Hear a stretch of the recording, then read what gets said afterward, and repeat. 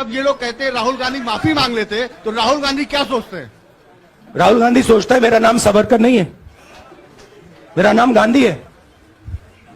गांधी किसी से माफी नहीं मांगता।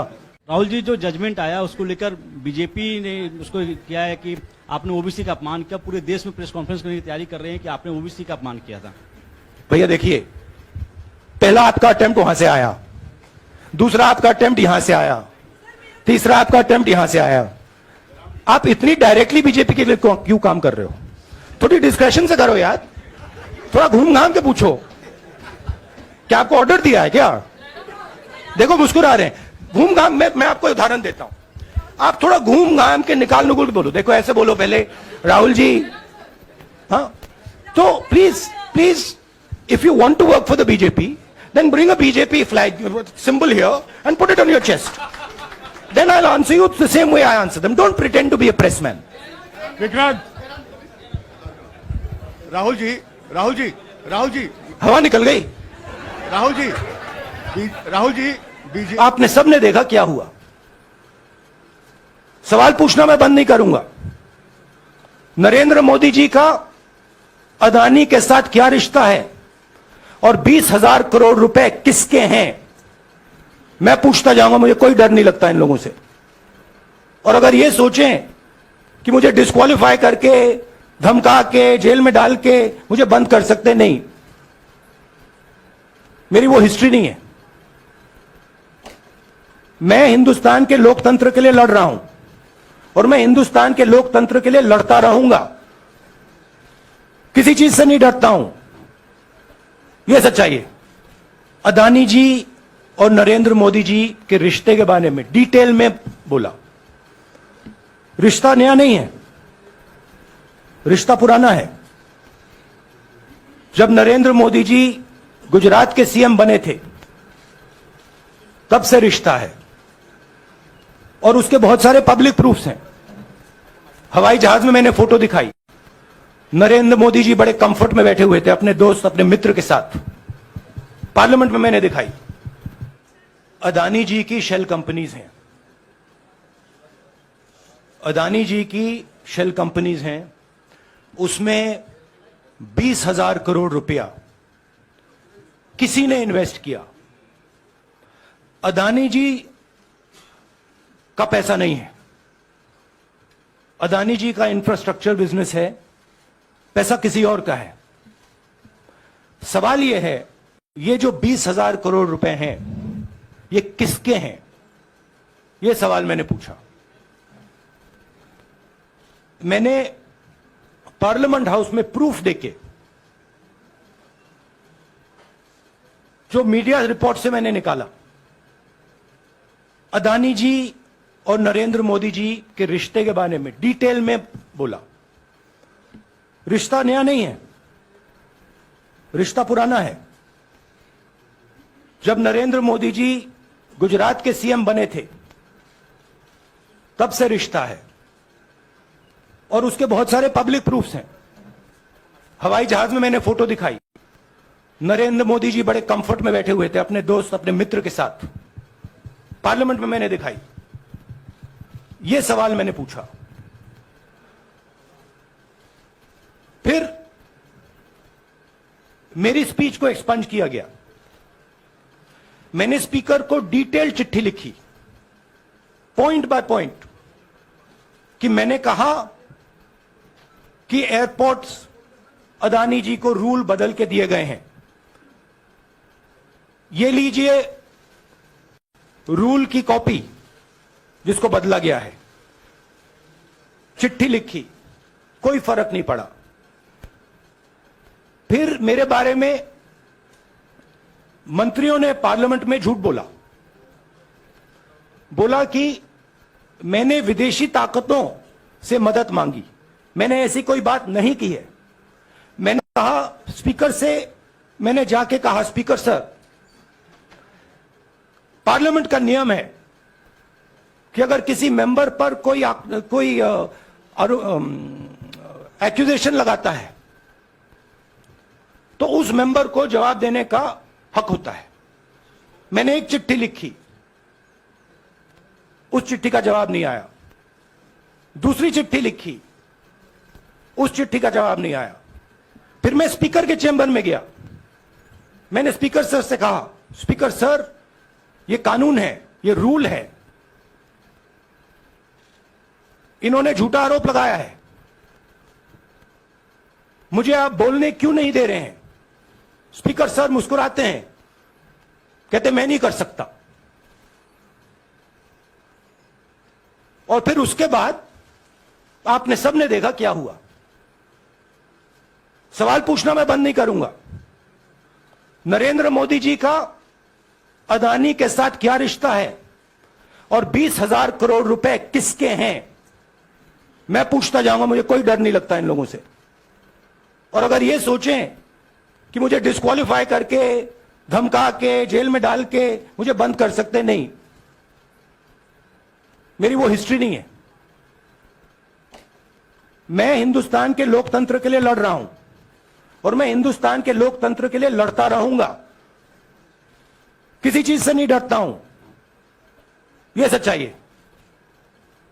अब आप सवाल पूछिए। आपने कहा आप डरते नहीं हैं, लेकिन स्टेट के टारगेट पे हैं और स्टेट आपके खिलाफ है, पूरी स्टेट, पूरी मशीनरी आपके खिलाफ है। ऐसे में आपके सामने चैलेंजेस बहुत बड़ा है, तो रास्ता क्या है, रणनीति क्या है? देखिए भैया, चाहे स्टेट हो, चाहे कुछ भी हो, मैं सच्चाई को देखता हूं। मुझे और किसी चीज में इंटरेस्ट नहीं है, मैं सच्चाई बोलता हूं। राजनीति में यह फैशनेबल बात नहीं है, मगर यह बात मेरे खून में है। मैं और कोई रास्ता निकाल ही नहीं सकता हूं। तो मेरा काम यह है, यह मेरी तपस्या है, जीवन की तपस्या है, उसको मैं करता जाऊंगा। चाहे मुझे डिस्क्वालीफाई करें, मारे पीटे, जेल में डाले, मुझे कोई फर्क नहीं पड़ता। मुझे अपनी तपस्या करनी है। इस देश ने मुझे सब कुछ दिया है। शांत हो जाइए। इस देश ने मुझे सब कुछ दिया है, प्यार दिया है, इज्जत दी है, इसलिए मैं ये करता हूं। हाँ Supriya. Sir, Rahul sir, BJP के जो लीडर्स आप पे अटैक कर रहे हैं उस पर आप क्या कहेंगे? और इसके अलावा वायनाड, वहां पर जब से खबर गई है, वहां पे लोग बहुत डिसबिलीफ में हैं, प्रोटेस्ट भी इरप्ट हो रहा है, आप अपनी कॉन्स्टिट्यूएंसी के लोगों को क्या कहना चाहेंगे? नहीं, मैंने सोचा है कि मैं अपनी, देखिए मैंने कॉन्स्टिट्यूएंसी में भी बोला कि वायनाड के लोगों के साथ मेरा पारिवारिक रिश्ता है, फैमिली प्यार का रिश्ता है। तो मैंने सोचा कि मैं वायनाड के लोगों के लिए अपनी एक चिट्ठी लिखूं उनके लिए कि मेरे दिल में उनके लिए क्या है, तो वो तो मैं रिजॉल्व कर दूंगा। उनका, देखिए, बीजेपी के नेताओं का काम यही है। देखिए, वो सब नरेंद्र मोदी जी से डरते हैं, कारण आप जानते हो। नरेंद्र मोदी जी ने कहा कि देखिए ध्यान हटाना है। वो सब जानते हैं अदानी जी और नरेंद्र मोदी जी का रिश्ता, सारे के सारे जानते हैं क्या रिश्ता है, सब जानते हैं, मगर डरते हैं। तो अगर नरेंद्र मोदी जी ने उनसे कहा कि भैया ध्यान उधर करो, ध्यान उधर करेंगे। मगर सवाल यही है 20,000 करोड़ रुपए किसका है? सदस्यता आपकी रद्द हुई तो उसके बाद बहुत सारे ऐसे विपक्षी दल जो अभी तक कांग्रेस से दूरी बना के चलते थे, वो भी आपके समर्थन में आए। तो आपको क्या लगता है अब वो समय आ गया है जब सारे विपक्ष को एकजुट हो जाना चाहिए? मैं उन सब विपक्षी दलों का धन्यवाद करता हूं कि उन्होंने इस बात में हमारी सपोर्ट की और हम सब मिलके काम करेंगे। रंजीता। जिस बयान को लेकर आपको ये सजा सुनाई गई है, क्या आपको लगता है, आपको अफसोस है उस बयान को लेकर? क्या कहेंगे उस बयान पर? अब देखिए, अब ये लीगल डिस्कशन है, उस पे मैं टिप्पणी नहीं करना चाहता हूं क्योंकि ये कोर्ट में मामला है। मगर मैं जो भी सवाल उठाता हूं वो सोच समझ के उठाता हूं। हाँ जी, नीरज। राहुल जी, अभी कुछ ही दिन पहले लक्षद्वीप के सांसद मोहम्मद फैजल की सदस्यता गई थी और बाद में हाईकोर्ट ने स्टे कर दिया था। अभी उनकी मेंबरशिप रीइंस्टेट नहीं हुई है। देखिए, सुन लीजिए हाँ। राहुल जी, सुन लीजिए, अभी उनकी सदस्यता रीइंस्टेट नहीं है, लेकिन चुनाव आयोग ने चुनाव की घोषणा करने के बाद उसे रोक दिया था। अगर ऊपरी अदालत से आपको स्टे मिलता है तो आपको उम्मीद है कि लोकसभा स्पीकर भी आपकी सदस्यता को बहाल कर देंगे? मुझे उम्मीद में कोई इंटरेस्ट ही नहीं है। चाहे मुझे सदस्यता मिले ना मिले, मैं अपना काम करूंगा। अगर ये मुझे परमानेंटली डिस्क्वालीफाई कर दें तो भी मैं अपना काम करूंगा। अगर मुझे रीइंस्टेट कर दें तो भी मैं अपना काम करूंगा। मुझे कोई फर्क नहीं पड़ता मैं पार्लियामेंट के अंदर हूं या बाहर हूं, कहां हूं। मैंने आपसे कहा मुझे अपनी तपस्या करनी है, मैं उसको करके दिखाऊंगा।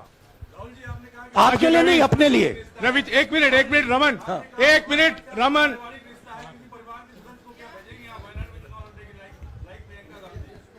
It is not up to me, it is up to Congress president कौन जाएंगे। राहुल जी मेरा सवाल